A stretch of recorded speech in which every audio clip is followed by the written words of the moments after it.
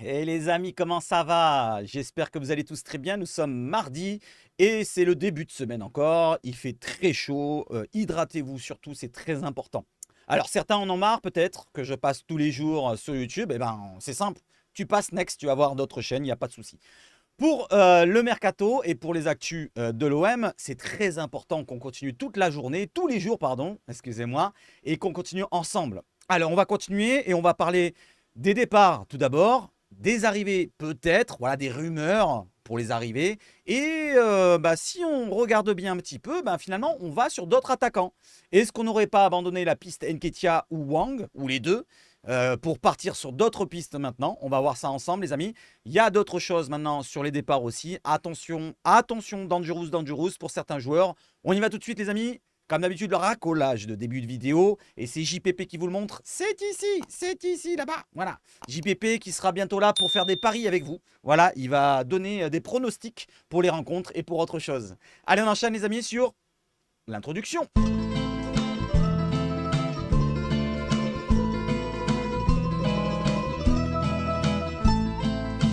Allez, nous y sommes. D'abord, on commence par une arrivée. Et voilà, il est bien arrivé hier. C'était Ismaël Koné. On le voit avec le maillot. Donc, des nouvelles photos. On les voit en plus gros si vous voulez. Je l'agrandis. Hop là. De face et hop de dos avec le numéro 51. Et oui, 51 comme le pastis, les amis. Est-ce qu'il va être bourré tous les matchs? Je ne sais pas en tout cas. Pour l'instant, on n'a pas l'explication et je pense qu'on va avoir la conférence de presse dans les prochaines heures, les prochains jours. On aura celle d'Ismaël Koné en même temps que celle d'Hojberg. À mon avis, c'est peut-être pour ça qu'on a attendu pour celle d'Hojberg, pour avoir deux joueurs en même temps. Peut-être trois, mais deux, ça suffira, je pense. Comme avec Brassier et Greenwood, ça sera Koné et Hojberg. Donc, bienvenue à toi et force à toi. J'espère que ta carrière à l'OM soit couronnée de succès. N'hésitez pas à saluer dans les commentaires, les amis, pour Koné. On enchaîne maintenant avec un autre joueur qui, cette fois, est sur le départ. Allez, on part sur les départs, les amis, et après, on va sur les arrivées. Le transfert d'Ismaïla Sarr devrait être officialisé dans la semaine. Une fois que le visa sera obtenu, ce qui a ralenti le deal. Ismaïla Sarr passera la visite médicale et s'engagera avec Crystal Palace. Montant du transfert, 15 à 16 millions d'euros. Oui, 15 ou 16, c'est pas grave. Le club, ils disent 16 et les autres sources, ils disent 15. On va rester entre 15 et 16 selon Fabrizio Romano. Ça, c'était dans la journée. Et c'est pas terminé parce qu'il y a d'autres informations avec une information plus concrète venant d'un compte que je connaissais pas, qui a relayé un autre compte. Voilà, donc ça a l'air d'être des comptes assez importants, plus de 100 000 il me semble. Voilà, donc écoutez, ça ressemble à quelque chose de sérieux. Ils nous disent que Ismaïla Sarr est déjà arrivé à Londres. Il a déjà obtenu son visa. Il va passer sa visite médicale demain, puis signera son contrat avec Crystal Palace. Donc aujourd'hui, plutôt parce que c'était hier lundi. Aujourd'hui, ce mardi, il devrait passer sa visite médicale selon, je ne sais pas, Tagat Sen et Bill Mahmoud. Voilà. Merci en tout cas pour l'information. Ismaïla Sarr qui est déjà à Londres. Et du côté de l'équipe, on confirme que ça sera effectivement, il me semble, demain. Je lis la suite. Non, c'est pas demain. Si, c'est demain. Oui, c'est demain.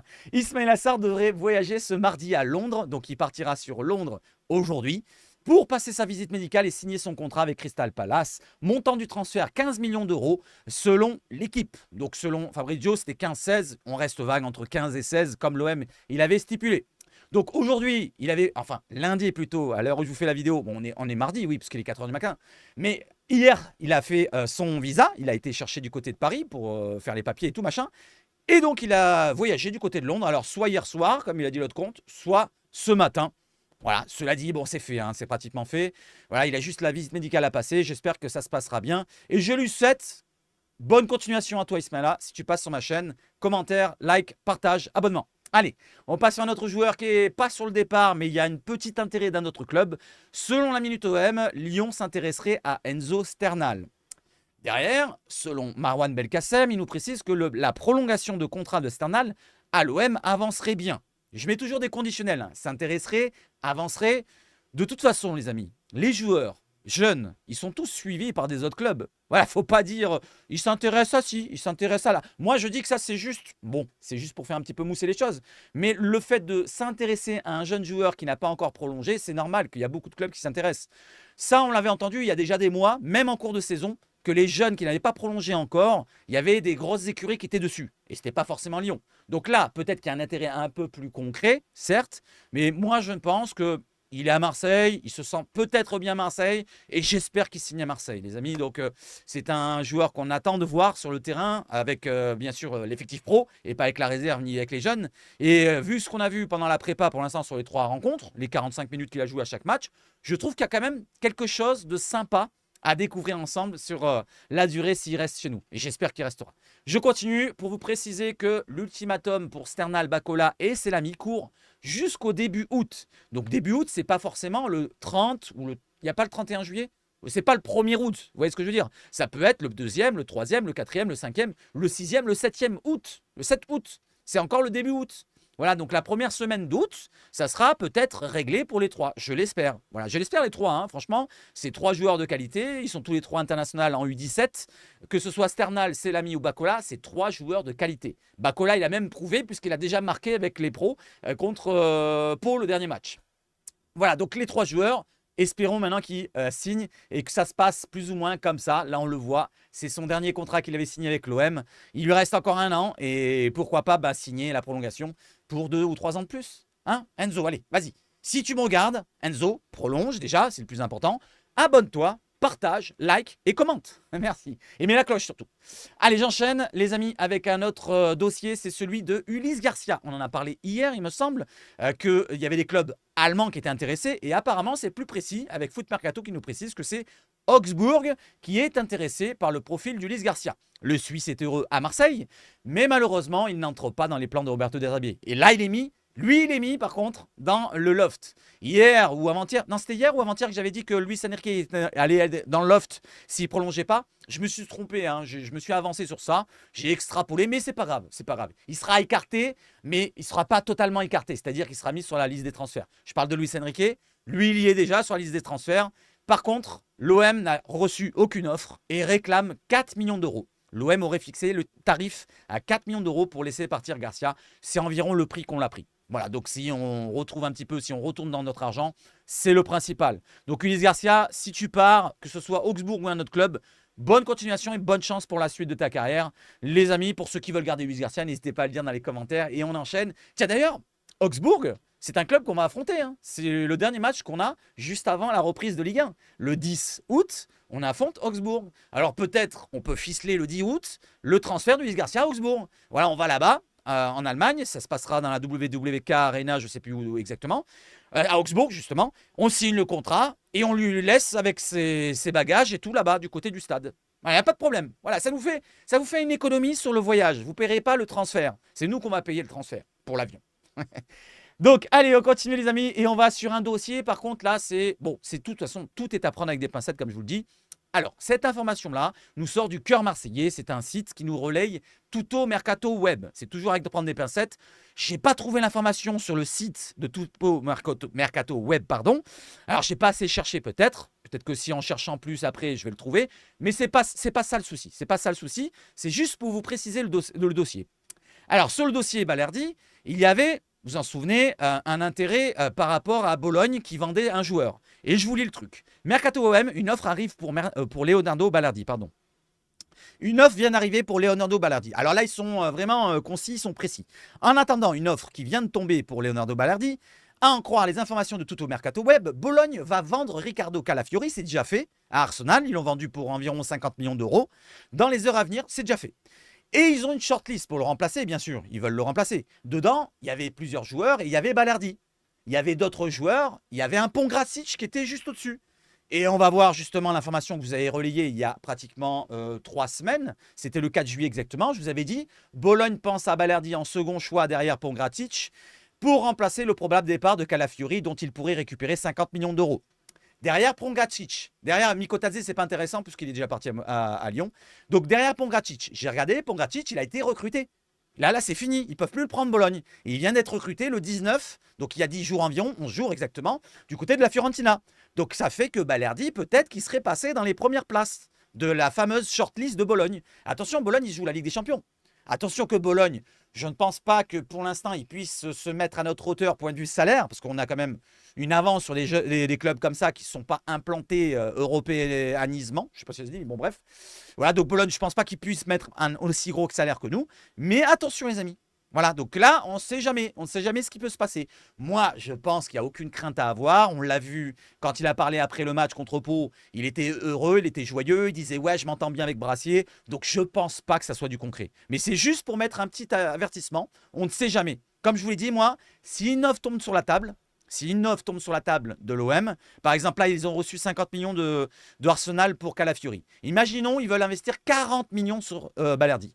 Ils proposent 40 millions à l'OM. Qu'est-ce que va faire l'OM? Est-ce qu'ils ne vont pas réfléchir à vendre Balerdi? Dites-moi dans les commentaires si l'OM reçoit une offre de 40 millions. Donnez-moi un avis, hein, ce n'est pas du concret, ce n'est pas une information. Juste par rapport à votre avis, à vous, votre opinion. Dites-moi si à 40 millions, Balerdi, l'OM, il pourrait, pourquoi pas, le vendre. Allez, donnez-moi votre avis. Moi, je ne le vendrai pas. Je le vendrai pas. Je veux qu'il reste. Voilà, il commence à prendre un petit peu les habitudes avec Barassier. Il a ses habitudes du côté de Marseille maintenant. Il commence à être très très bon. Et j'espère qu'il soit encore très très bon cette saison et voir la saison d'après, la saison d'après, la saison d'après. Et qu'il prolonge. Prolonge, hein, Léo, s'il te plaît. Léo, si tu me regardes, prolonge, abonne-toi, cloche et tout bordel. Allez, j'enchaîne sur un autre dossier qui est un peu plus chaud celui-là, plus concret je pense. C'est Simon Ngapantoetenbu, le Camerounais, le gardien, qui est remplaçant, qui a remplacé pendant le match, le dernier ou l'avant-dernier. Je ne sais plus s'il a joué au dernier, dites-moi. Il a joué à la place de Blanco? Je ne crois pas, mais il a joué le deuxième en tout cas, la deuxième mi-temps. Il avait fait un arrêt sur un pénalty d'ailleurs. Félicitations Simon. Et il serait en discussion avec le club de Martigues pour un prêt selon la Minute OM. Ok, c'est le début de l'information, mais il y a la fin de l'information juste derrière. Voilà, je vais vous la montrer. De la Provence, elle vient de tomber, c'est la Provence d'aujourd'hui. Ceux qui ne croient pas, je vous relayerai en images comme sur Twitter, certains qui demandent. Le prêt de Simon Ngapantoetenbu proposé au FC Martigues a échoué. Donc c'est l'OM qui a proposé le joueur apparemment, ou les agents du joueur, je pense. Je ne sais pas comment ça va fonctionner, mais en tout cas, c'est une proposition venant du clan du joueur ou de l'OM envers Martigues. Martigues, ils n'ont rien demandé. L'OM souhaitait que le gardien camerounais soit titulaire et que son salaire soit pris en charge par le club de Ligue 2. C'est pour ça que ça a échoué. L'OM, il voulait absolument que le club de Ligue 2, Martigues, qui est en Ligue 2 cette année, félicitations, ils sont montés, et qu'il le fasse jouer titulaire et qu'il prenne en charge le salaire. Voilà, donc à mon avis, le bas qui blesse, c'est surtout le salaire. Peut-être le côté titulaire, ils auraient peut-être mis l'eau dans leur vin, de l'eau dans le vin du côté de l'OM. Ils auraient dit, on veut qu'il ait du temps de jeu. Voilà, et ils auraient peut-être mis du temps de jeu, je ne sais pas, ils seraient bataillés avec l'autre gardien qu'ils ont du côté de Martigues. Mais il n'ira pas du côté de Martigues selon la Provence. Allez, on passe à autre chose les amis et on passe aux arrivées. Et en lien au gardien, j'ai bien fait de faire un beau scénario pour vous. C'est le gardien, justement. Le dossier gardien, justement, et on y lit les trucs, il y a 2 pages à lire. Timo Wellenreuters, d'abord, dossier gardien est au point mort. Voilà, donc, déjà c'est à l'arrêt total pratiquement, au ralenti ou à l'arrêt total. Pour l'instant, c'est l'équipe qui nous relaie ça. Timo Wellenreuther, le gardien allemand de Feyenoord, est toujours pisté par l'OM, alors que le Feyenoord, son club où il joue, hésite entre le vendre, le transférer à l'OM ou à un autre club, ou le promouvoir à la première place. C'est-à-dire qu'il y a le gardien Bijlo, je ne sais pas comment il s'appelle, qui est titulaire habituellement, mais il est souvent blessé. Alors ils hésitent entre vendre Bijlo ou Bijot, je ne sais pas comment on dit, mais bref, vendre le gardien titulaire qui est souvent blessé et garder Wellenreuther en titulaire, ou alors garder Bijlo et mettre toujours Wellenreuther en remplaçant. Donc Wellenreuther, peut-être qu'il veut être titulaire maintenant. Je pense que, à mon avis, vu qu'il a montré des belles choses du côté de Feyenoord, je crois que j'ai lu dans un média néerlandais qu'il avait dit « Je veux maintenant ma place, j'ai prouvé, machin et tout. » Donc, lui, il voudrait peut-être s'imposer là-bas, mais le club, ils hésitent entre ça et ça. Et nous, pour l'instant, on le suit encore. Derrière, 2 autres dossiers sont à l'étude, mais l'identité des gardiens n'a pas filtré, comme on avait entendu dernièrement, il y a 4-5 jours au moins. Donc, c'est vraiment au point mort. C'est pas terminé, il y a marqué suite, c'est pour ça que je vais vous lire la suite. C'est un dossier essentiel aux yeux de De Zerbi, qui a dressé un portrait robot du joueur recherché. Donc il a pris un papier, il a fait qualité, voilà, le portrait robot de Roberto De Zerbi. Un gardien à l'aise avec des pieds, non pas des pieds, c'est pas les pieds du voisin, c'est ses pieds à lui, les pieds. Un bon relanceur, capable de jouer haut. Donc il veut un gardien à l'aise aux pieds, c'est la principale qualité prioritaire qu'il souhaite. Après, qu'il soit fort sur la ligne, bien sûr. Qu'il soit fort dans ses sorties aériennes, bien sûr. Que ce soit un joueur intelligent, bien sûr. Mais là, ces qualités premières qui ressortent du côté de l'équipe par rapport à la description que veut De Zerbi, c'est gardien à l'aise aux pieds, bon relanceur et capable de jouer haut. PS, j'ai rajouté, une réunion s'est tenue à ce sujet dans les bureaux de la commanderie ces derniers jours. Donc il y a eu une réunion sur le dossier des gardiens. Peut-être que du côté de Derby, on commence à être impatient. On voudrait savoir un petit peu où on en est pour le dossier des gardiens, le dossier des attaquants, le dossier des... Voilà. Vous voyez ce que je veux dire? Ils commencent peut-être à être impatients. Alors c'est pour ça que je vous ai rajouté PS. Une réunion s'est tenue à ce sujet dans les bureaux. Peut-être que ça commence à vraiment être tendu sur certains dossiers. Parce que là, ça traîne. Hein. Ça commence à traîner. Et moi, je vous dis, mon gardien, moi, mon gardien préféré que je prendrai, c'est toujours Samba. Après, s'il y a un gardien qui arrive qui est très très fort et qui est jeune, pourquoi pas, eh ben je veux bien aussi, je veux bien, il n'y a pas de problème. Allez, j'enchaîne les amis, on enchaîne avec un autre dossier, celui-là qui est plus chaud, artichaut. Normalement, c'est peut-être la prochaine recrue, la 5e recrue, c'est Valentine Carboni. Pour Valentine Carboni, un dénouement favorable est attendu d'ici la fin de semaine. On disait début de semaine, là c'est d'ici la fin de semaine. Donc ça va de aujourd'hui, on a passé lundi, on va dire mardi jusqu'à vendredi, hein, ou samedi, dimanche peut-être. L'Inter voudrait le prolonger d'un an avant de le prêter à l'OM. Je vous en ai parlé hier, donc il est déjà sous contrat 2028, ils veulent le prolonger 2029 pour vraiment garder une main sur lui sur plusieurs années. Parce que imaginons, il fait une saison moyenne à l'OM, l'OM lève l'option quand même, on veut quand même l'acheter. Derrière, il fait une super saison la deuxième, et ben ils le prendront sur la deuxième saison. Vous avez compris? C'est pour ça qu'ils veulent garder une main le plus longtemps possible dessus.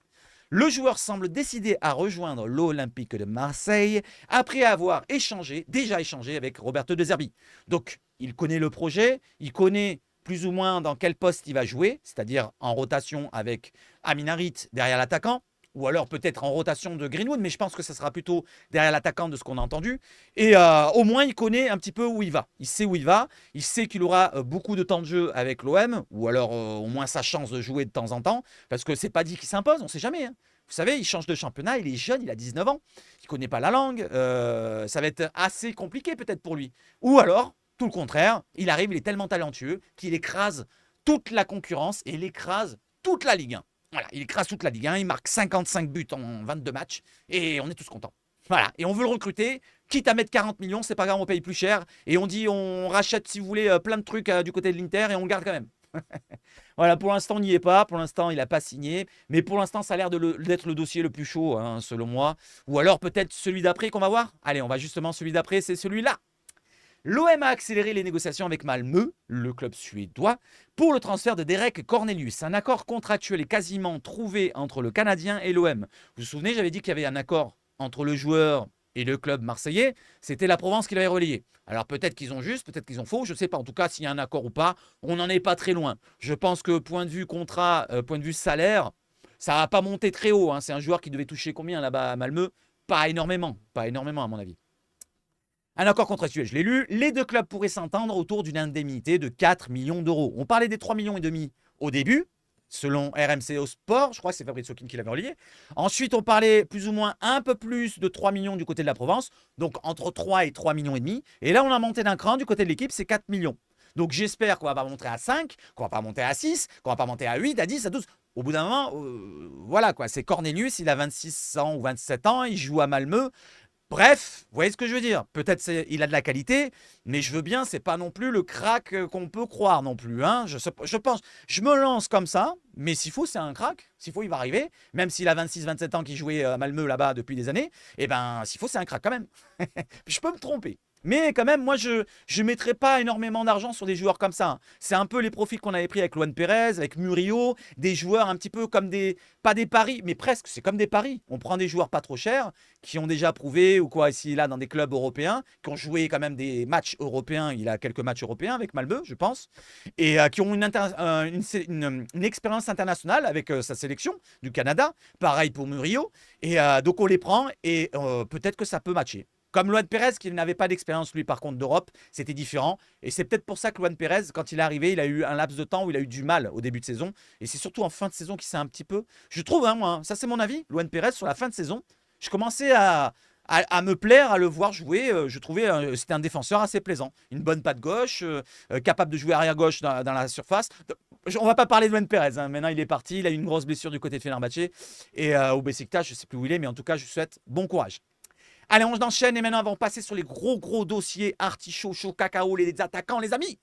Moukoko. Alors, la photo, elle n'est pas terrible. Je pense que là, vu qu'elle est en miniature de votre téléphone, je pense que ça ira. Tiens, d'ailleurs, n'hésitez pas à me dire, vous me regardez sur quoi? Téléphone? Télé? Ordinateur portable? PC fixe? Tablette? Peut-être une Wii? une PlayStation, une console, comment ça s'appelle celle qu'on porte là, la Switch. Parce qu'on peut regarder hein, le YouTube sur Switch, même sur la Wii, l'anciennement Wii. Voilà, sur quelle plateforme vous regardez les amis? Quel support exactement? Alors l'OM est intéressé par Youssoufa Moukoko, l'Allemand, de 19 ans. C'est marqué en dessous, c'est pas grave. Aucune offre pour le moment de l'OM. Des clubs de Première Ligue sont en concurrence et le Betis Séville a déjà formulé une offre de prêt. Alors, je ne sais pas si ça intéresse du côté de Dortmund une offre de prêt pour un joueur de cette qualité. C'est un super joueur, en plus jeune. À mon avis, la valeur peut monter, mais il est un petit peu mis de côté du côté de Dortmund et on va voir ça après. L'attaquant de 19 ans ne privilégie pas l'argent. Ça, c'est très important dans l'article que j'ai lu de LD Smark. Il ne privilégie pas l'argent. Donc, ce n'est pas le salaire le plus important pour lui, c'est surtout le temps de jeu. Parce que là, depuis 2-3 saisons, il joue à Dortmund. Il n'a pas énormément de temps de jeu. Certes, il fait beaucoup de rentrées. Il a des saisons où il a fait une vingtaine ou une trentaine de rentrées dans les matchs. Mais c'est quoi 1000 minutes 1500 minutes? Pour lui, il a besoin d'éclore. Il a déjà 19 ans. Il veut du temps de jeu. Donc, c'est maintenant ou jamais d'essayer d'attirer par exemple des joueurs comme ça. Il a déjà une expérience, même s'il est jeune. Ça fait 3 saisons qu'il a commencé. Il a commencé très jeune, ce joueur-là. Donc, ça serait franchement un bon coup. À mon avis, ce serait un bon coup. De ce que j'ai vu des bribes quand même. Je me suis pas vraiment intéressé à toute sa carrière, mais de ce qu'on me dit d'autres sur le Discord par exemple ou d'autres que je parle des fois, ils me disent franchement c'est un bon joueur. Voilà les amis, donc ce joueur-là, on va voir un petit peu le détail. Youssoufa Moukoko, donc c'est un attaquant comme je vous l'ai dit, 2004 pardon pour la naissance, 19 ans, 1m79, avant-centre, 13 sélections avec l'U21 des Allemands, 12 buts. C'est quand même pas mal. 22 millions de valeur Transfermarkt. 2026 pour le contrat à Dortmund. Et on descend un petit peu pour son profil. Son profil, il peut jouer avant-centre et deuxième attaquant. Il est gaucher. Très important. Gaucher soyeux, j'aime bien ça.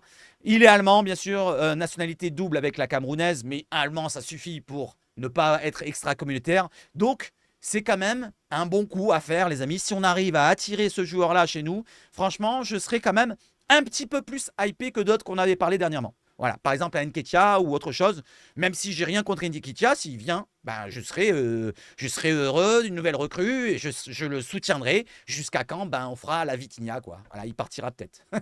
Donc pour Moukoko, on continue, je descends.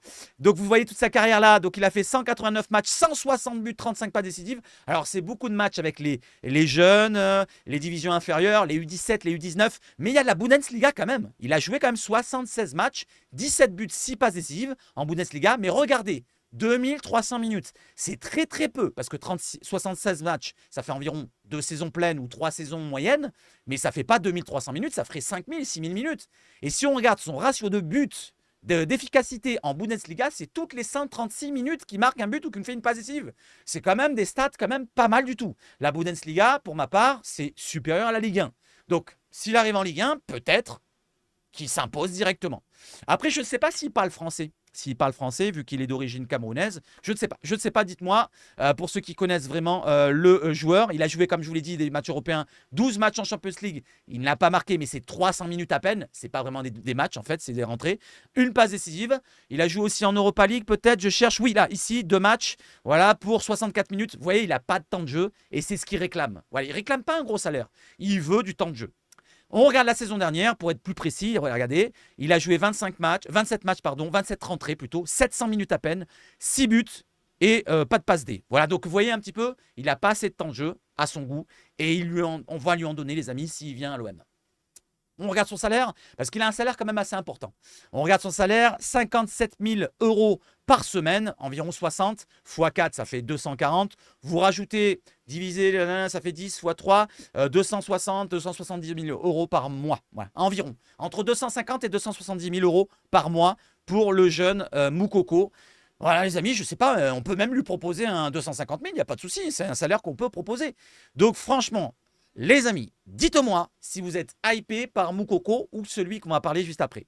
Allez, on y va justement. Le deuxième attaquant, c'est un attaquant qui joue à Braga. Alors vous allez me dire, oh non, Braga, on a donné. On a donné avec Vitinha. Non, c'est pas Vitinha, c'est Simon Banza ou Simon Banza. On parlait de Moses Simon hier, mais c'est Simon Banza, le Congolais qui a joué du côté de la France, en Ligue 1, vous en souvenez, du côté de Lens. Moi, je me souviens un petit peu du côté de Lens. Par contre, je n'ai pas suivi le reste de sa carrière. Et si je dois vous donner mon avis sur ce que j'ai vu de Lens, Il ne m'avait pas tapé à l'œil. C'est un grand joueur, un grand gabarit, assez longiligne. Je crois qu'il fait 1m88-89, de souvenir, de ce que j'ai vu tout à l'heure. Donc c'est un joueur de tête qui peut être intéressant. Il bouge beaucoup, c'est un joueur qui n'est pas lourd, c'est un profil assez longiligne comme je vous dis, ça va très vite. Techniquement, de ce que je me souviens, c'était pas non plus la panacée. Après, en Ligue 1, ça n'a pas réussi, mais il était jeune. En Liga portugaise, ça a réussi parce que c'est la Liga portugaise aussi. C'est un petit peu plus en dessous le niveau de la Ligue 1, je pense, à mon avis. Donc, on va lire un petit peu ce qui a marqué. L'OM envisagerait d'entamer des négociations avec Braga pour le recrutement de Simon Banza. Le club portugais a fixé un prix de 20 millions d'euros négociable. Alors dedans, je n'ai pas pu mettre tout ce qui a marqué dans l'article juste là. En fait, dans le négociable, ils disent que ça peut baisser jusqu'à 15 millions selon ce qu'on rajoute comme clause, pas clause, comme clause, comme bonus, comme machin. Donc on peut partir sur du 15 millions ou du 20 millions. Voilà, 20 millions max jusqu'à 15 millions au minimum. L'avant-centre est sous contrat jusqu'en juin 2027 et sa valeur Transfermarkt est de 18 millions d'euros. Voilà, du côté de Abolab qui nous relaye ça. On va voir maintenant sa fiche Transfermarkt pour être plus précisé dans son profil. Donc Simon Banza, 1m89, je l'avais dit, j'avais dit 88 je crois, je me suis trompé, c'est pas grave. 27 ans, il aura 28 ans dans 14 jours exactement. Peut-être pour son anniversaire, il vient à l'OM. 28 ans. Avant-centre, congolais, 9 sélections, 0 but. 27 pour son contrat, 2027, 18 millions de valeur Transfermarkt. On descend un petit peu. Il est droitier, 1m89, je l'ai dit. Il peut jouer avant-centre et deuxième attaquant. Alors j'ai l'impression que c'est les profils que recherche un petit peu notre cher Roberto De Zerbi. Ou plutôt l'OM pour Roberto De Zerbi. Il recherche pas vraiment un attaquant de pointe. Il recherche souvent des attaquants de pointe qui peuvent être un peu polyvalents. Wang, il peut jouer devant et un petit peu derrière et sur les côtés. Nketiah, c'est pareil, il peut être polyvalent. Banza qui peut être deuxième attaquant et avant-centre. Et juste avant, de Moukoko, c'est un petit peu la même chose, avant-centre et deuxième attaquant. C'est vrai, quand on regarde bien, c'est ça. Donc il est droitier, on descend un petit peu. On regarde sa carrière, comme je vous l'ai dit, voilà, il a eu beaucoup de prêts là, de Lens quand il est arrivé à Lens. Formation à Chantilly ou à Creil, je ne sais pas où en tout cas. Mais moi, les derniers trucs que j'ai vus, c'était en 2020-2021 à peu près, à Lens, où il a fait une saison ou 2 saisons, je ne me rappelle plus exactement. Après, il a été prêté du côté de Famalicão, il est revenu à Lens et il a été vendu à Braga pour 2, vous voyez ici, 2,9 millions d'euros. 3 millions d'euros exactement. Et maintenant, ils veulent le vendre 20 millions. Pourquoi? Parce qu'il a fait de belles saisons. Regardez en dessous. Non, c'est pas là. C'est juste après. J'enchaîne. On va regarder ses stats. Les stats, voilà. La saison 2023-2024 qui vient de passer, il a joué 41 matchs, toutes compétitions confondues. 23 buts, 5 passes décisives. Si on regarde à brut comme ça les stats, on se dit, ah ouais, c'est pas mal, il marque des buts. Bon, il marque des buts, les amis. Bon, il a marqué au Portugal, 28 matchs, 21 buts. Il a marqué 2 buts en Europa League sur 2 matchs. Donc, il est avec un ratio quand même assez conséquent. Mais on s'en souvient de Longoria, c'est-à-dire Vitinhas qui nous a apporté. C'est pas vraiment le même profil. Il est un peu plus ancien. Il a peut-être plus de bagou. Et peut-être, les amis, moi, de ce que je me souviens de Lens, c'était pas ma panacée. Je trouve que c'était pas un super attaquant. Mais peut-être qu'on progresse dans sa vie. Il est parti en 2021. De Lens en prêt, on l'a plus revu après puisqu'il est revenu, il est reparti direct. Donc entre 2021 et 2024, il y a combien? 3 ans. Là, il a 27 ans, à 24 ans, de 24 ans à 27 ans, est-ce qu'il n'aurait pas progressé un petit peu? Ouais, il aurait pris en maturité. Le fait qu'il aille au Portugal, ça lui a donné peut-être une intelligence différente de jeu. Il a appris des préceptes différents avec un nouveau coach. Je ne sais pas, en tout cas. Regardez, on regarde les stats de l'année avec Lens juste derrière. C'était en 2020-21 exactement. 35 matchs en Ligue 1, 5 buts, 2 passes D. Certes, c'était que 1400 minutes aussi. Ça aussi, il faut le prendre en compte. Donc voilà, les amis. N'hésitez pas à me dire, est-ce que vous préférez alors Moukoko, 19 ans. Certes, il n'a pas encore prouvé jusqu'au bout des ongles, mais quand même, il a joué en Champions League.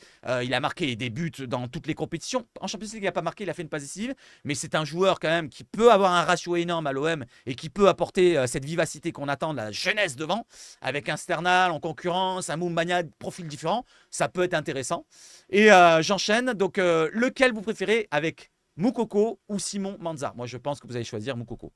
On regarde le salaire de Banza. Ce n'est pas un salaire exponentiel, j'allais dire, non, excessif. C'est 18 000 euros par semaine. Je vais arrondir à 20 000. 20 x 4, 80 000. Allez, max 90 à 100 000 euros pour Banza. C'est rien du tout pour l'OM.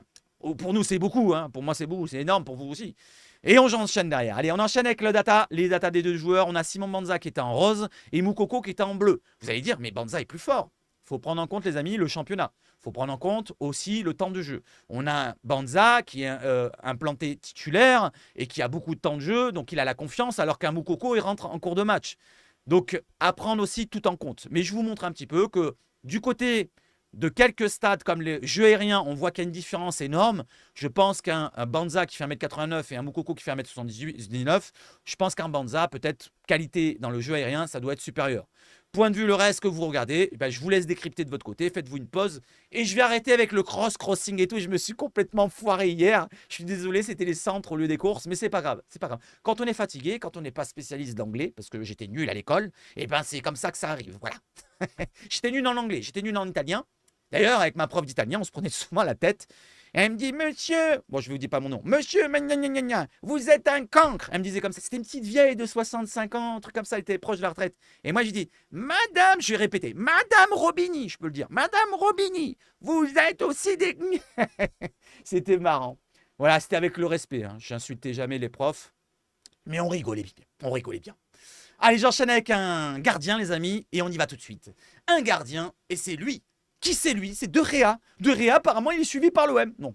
Ça, il faut prendre avec des énormes pincettes de crabe américain, sauce tartare, sauce américaine. Les amis, l'OM a ouvert les discussions avec David De Gea et son camp, son entourage, son clan. De Gea est ouvert à la discussion. Une décision cruciale devrait arriver dans les jours, semaines à venir. Voilà. Selon Joao Miguel TS. TS, ça veut dire quoi? Je ne sais pas. En tout cas, j'ai été sur le compte. Regardez, vous le voyez à l'écran. Bon, je ne sais pas si c'est vraiment du sérieux. Je ne sais pas. Peut-être c'est un vrai journaliste. Peut-être qu'il a des vraies infos. Mais c'est un peu bizarre. C'est un peu bizarre. Ça me semble bizarre un petit peu. Voilà, n'hésitez pas à me dire si vous y croyez ou quoi. Voilà, je vais passer next sur ça de Réa. On a vu son passé. Par le passé, c'était un excellent gardien. Il a arrêté un petit peu sa carrière. Là, ça fait 1 an et demi, je crois qu'il ne joue plus pratiquement. Ou 1 an. Je ne sais plus. En tout cas, ça fait un bout de temps. Je ne sais pas si ça pourrait correspondre à l'OM. Il aurait un gros salaire, ce qu'il va demander à mon avis. D'ailleurs, il était en contact avec Genoa. C'était proche de se faire. Apparemment, ça a échoué. Ou alors, c'est pas loin d'échouer par rapport au salaire. Parce qu'il réclame encore un gros salaire. Si c'est vrai, hein, cette information-là, Genoa, apparemment, ils sont intéressés de De Gea, ça rime en plus, et apparemment, ils demandent encore un gros salaire. Donc, s'il veut venir et qu'il a un gros salaire, je ne veux pas. Voilà, les amis, donnez-moi votre avis sur De Gea, est-ce que vous voulez ou pas? C'est vous qui choisissez. Et on enchaîne derrière avec quoi, les amis? Je vais vous montrer un petit trade que j'ai fait tout à l'heure sur Quentin Merlin. Alors, Quentin Merlin, on a un joueur qui est un rôle hybride en ce moment. Vous l'avez vu, il est arrière gauche, il est en même temps relayeur, il est box-to-box, il est peut-être même à la cafette. Non, je rigole. En tout cas, il a plusieurs postes, plusieurs rôles dans le système à la De Zerbi. Quand on a le ballon, il passe en tant que milieu terrain devant la défense, relayeur. Quand on n'a pas le ballon, quand on est en position basse ou qu'on attend, voilà, en attente ou en défense, et ben il est en position arrière latérale gauche. Et là, on a 3 anciens qui le connaissent bien, du côté de Nantes, qui nous en parlent et qui décryptent un petit peu ce changement de rôle qu'il a désormais avec De Zerbi. Je vous lis ça. Donc Samuel Fenia, responsable de la pouponnière du FC Nantes, nous parle de Merlin. C'est le responsable du centre de formation du FC Nantes.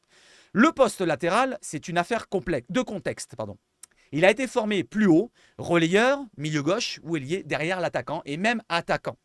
Il a même été relayeur, voilà, comme je vous l'ai dit, attaquant, milieu gauche. Donc à tous les postes, il a essayé tous les postes quand il était jeune. Et apparemment, c'est point de vue de contexte. Et on va voir qu'est-ce que c'est ce contexte-là, parce que c'est un coach finalement qui l'a mis arrière gauche. Un coach qui est passé par Nantes. J'enchaîne. Voilà, c'est un petit train, hein, c'est pas très long. J'enchaîne. Stéphane Ziani nous parle. Il est coach. Vous vous en souvenez de Stéphane Ziani, les amis? Dites-moi, Stéphane Ziani, à quel poste il jouait? J'en avais parlé dans une vidéo il y a peut-être quelques mois, je ne me rappelle plus. Mais Stéphane Ziani, à quel poste il jouait? Moi, je le sais. Vous savez peut-être. Et c'était dans quelles années? Parce que là, je pense qu'il a la cinquantaine passée. Je pense que c'était début 2000, hein, si je me souviens bien, ou fin 90.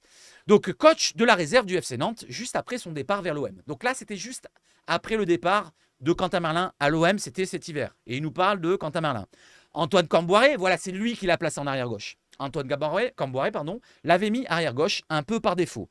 C'est plus un piston, un contre-attaquant. Il est à l'aise avec le ballon, il aime jouer et ne se prend pas la tête, nous dit Stéphane Ziani. Stéphane Ziani continue derrière. Hop, je vous mets le deuxième.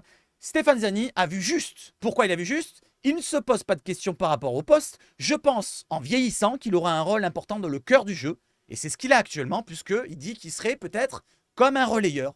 Et ça, c'était cet hiver qu'il disait ça, avant qu'il vienne à l'OM, avant que De Zerbi le mette à ce poste de relayeur. Donc c'est pour ça que je dis que Stéphane Ziani a vu juste. Bon, après, vu la qualité du joueur, on se dit que c'est un joueur plus amené à être offensif que défensif. Défensivement, il a un peu plus de mal, je trouve, dans les duels. C'est un peu comme Klose de l'autre côté, degré moindre, parce que Klose, il avait une autre qualité, c'était vraiment un centre plutôt plus précis. Mais bon, on s'en fout, on parle plus de Klose, il est parti et il va se marier, je ne sais pas ce qu'il va faire, mais en tout cas, on s'en fout. Voilà, donc on continue sur le dossier et on continue avec une autre personne qui nous parle de Quentin Merlinus. Quentin Merlin, Jean-Claude Giuntini, ex-sélectionneur des U16 et U18 en équipe de France. Et il nous parle de Quentin Merlin. Et vous voyez, Quentin Merlin, je l'ai mis en jeune. Regardez la photo du jeune Quentin Merlin. Je ne sais pas si ça va s'afficher. Regardez comme il était tout bébé. C'était un petit enfant. Je ne suis pas surpris par ce choix du coach, nous dit Jean-Claude Giuntini. Ça colle parfaitement au profil de Quentin. Il a cette capacité à apporter le surnombre, casser les lignes adverses avec ses passes. Et il continue, et il en met une dose quand même, Giuntini. Et il continue, et il nous dit... Il s'est aussi très bien fixé et perforé balle au pied. On l'a vu ça, faire plusieurs fois ça contre Pau et plus contre Toulon. Moi, je l'avais vu parce que le troisième match, il me semble moins l'avoir fait. Mais bon, en tout cas, il l'a fait sur les 2 derniers matchs surtout. Et on l'a vu beaucoup lancer Enrique sur le côté gauche. Et même parfois, on l'a vu, il avait des transversales, 2-3 dans le match contre Pau, j'ai remarqué, sur Greenwood. Peut-être c'est une particularité dans le sens où le bloc de l'OM va être côté gauche avec le ballon qui sera sur le côté gauche. Et d'un coup, on a un Greenwood qui est tout seul. Hop, on change d'aile. Comme ça, Greenwood sera esselé, pourra provoquer, rentrer dans la surface, frapper, marquer. Ça, c'est un domaine qu'on doit prendre en compte. Bien sûr, il doit rester vigilant, surveiller son couloir en phase défensive. Dans son dos, il doit faire attention. Mais je ne vois pas comme ça.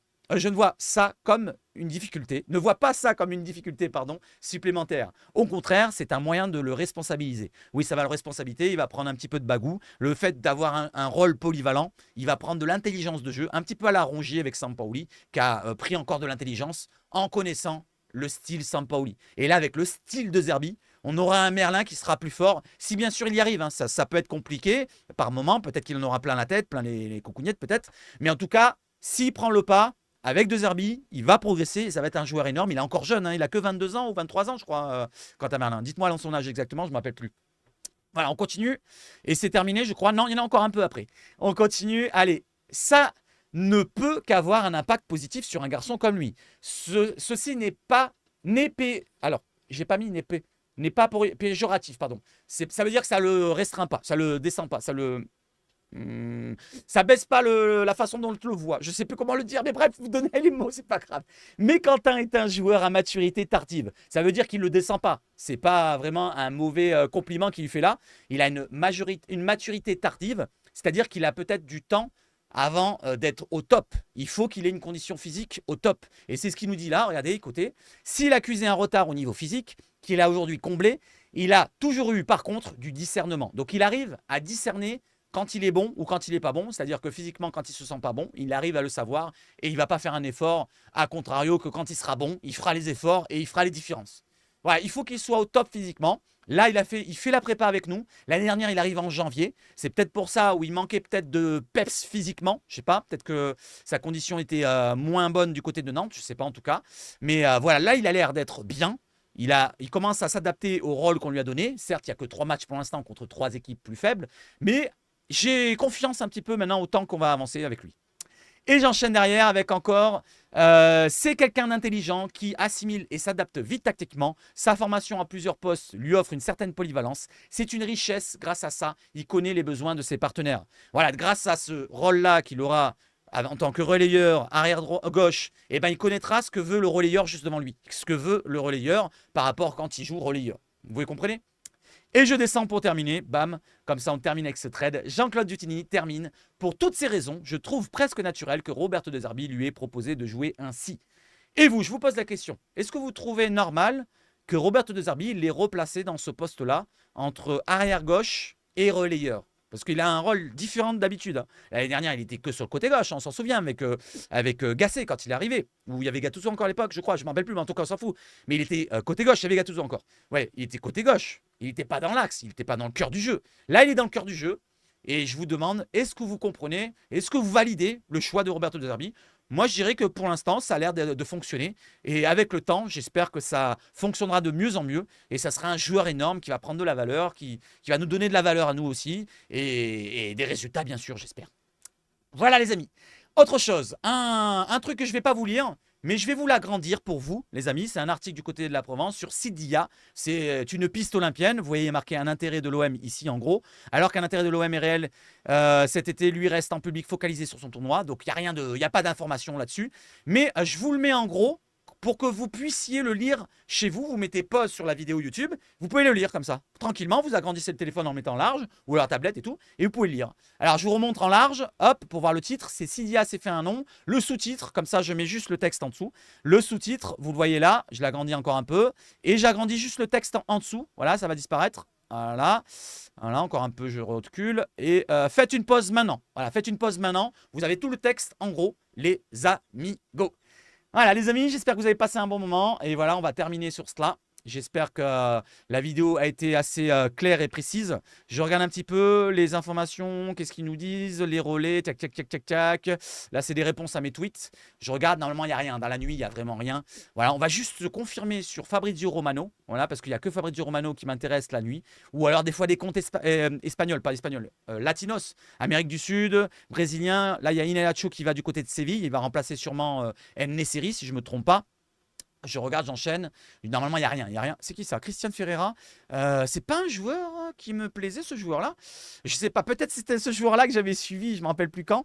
À moins que je me trompe. Il y a un Ferreira. J'avais vu l'hiver dernier ou l'été dernier. J'avais voulu en parler dans les vidéos, mais j'en ai pas parlé. C'était un joueur qui était pas mal au Brésil, qu'on n'entend pas parler, qui était pas mal du tout. Après, il y en a tellement des joueurs qui peuvent prouver sur quelques matchs et on peut se tromper, nous aussi. On n'est pas des recruteurs, pas des scouts.